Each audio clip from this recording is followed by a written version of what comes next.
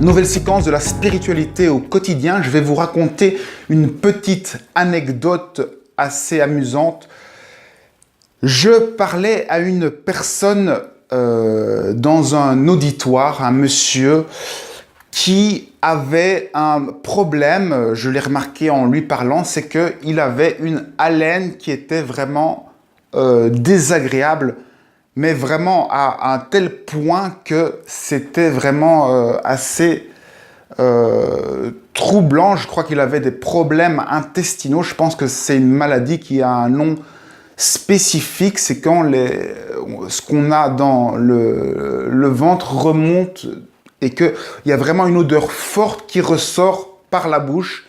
Je parlais à cette personne et après avoir fait connaissance, j'ai revu cette personne quelques jours après et son problème n'était bien entendu pas réglé, sauf que quand elle me parlait, elle mettait un peu sa main comme ça, donc probablement que cette personne était consciente de son problème ou pas, mais en tout cas, ce jour-là, cette personne m'a dit que on était dans un auditoire, donc, et elle me montrait une personne dans l'auditoire en expliquant que la personne qui était à côté de son ami était une personne qui puait littéralement vraiment fort et qu'elle était en train de rire de ça.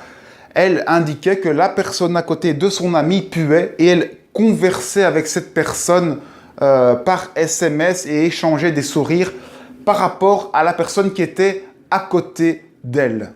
Donc, on a une personne qui a une mauvaise haleine qui se moque d'une personne qui sent mauvais. Que s'est-il passé juste après?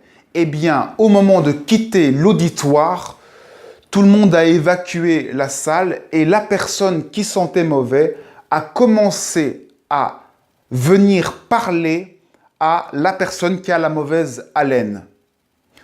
Alors qu'il ne s'était pas vu avant, la personne a commencé à lui parler, à lui poser des questions et la personne qui avait la mauvaise haleine était vraiment choquée. Elle voulait absolument fuir la personne, donc elle répondait même pas à ses questions et elle faisait semblant de ne pas l'entendre et essayait de fuir. Et la personne qui sentait mauvais suivait la personne avec la mauvaise haleine comme un boulet derrière. Elle a vraiment suivi la personne presque jusqu'aux toilettes. La personne qui avait la mauvaise haleine a dû faire semblant d'aller aux toilettes pour échapper à cette personne qui a commencé à la harceler, à lui poser plein de questions. Et la personne a essayé de fuir, mais elle n'a vraiment pas pu échapper à ça. Pourquoi est-ce que je vous raconte cette anecdote? C'est parce que tout le monde a ce problème, c'est que vos problèmes tournent autour de vous. Si cette personne qui a une mauvaise haleine voit tous les gens qui puent et se rend compte qu'il y a des gens qui puent, etc., c'est parce que c'est son problème. Elle a un problème avec la puanteur, eh bien, elle va être poursuivie par ce problème de puanteur tant qu'elle ne dépasse pas ce problème, tant qu'elle ne l'accepte pas. Cette personne qui avait la mauvaise haleine, après ça, elle m'a encore parlé 2-3 fois de choses qui puaient. Elle m'a dit notamment que dans la pièce, ça commençait à sentir le travail. Maintenant, je vois ça avec un sourire parce que je vois comme cette personne a un regard qui est vraiment personnel. Elle voit tout sous l'angle de la puanteur parce que c'est le problème qu'elle a. Elle doit dépasser ce problème et donc elle va en permanence être confrontée à ce problème. Cette même personne avec la mauvaise haleine a aussi plusieurs fois mis du déodorant sur elle en plein auditoire. Ça veut dire que c'est vraiment quelque chose qui fait toute sa vie.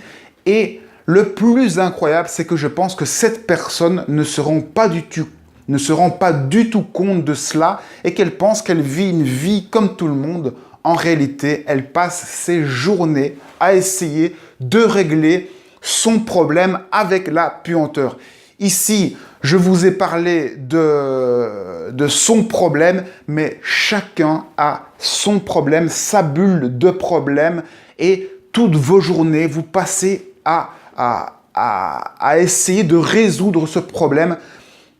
C'est pour cela que les choses reviennent de manière cyclique, que vous avez toujours les mêmes problèmes qui se répètent parce que vous ne les voyez pas, vous ne voulez pas le voir et on vous les montre chaque fois de plus en plus fort pour vous aider à les dépasser, à vous connaître, à vous reconnaître.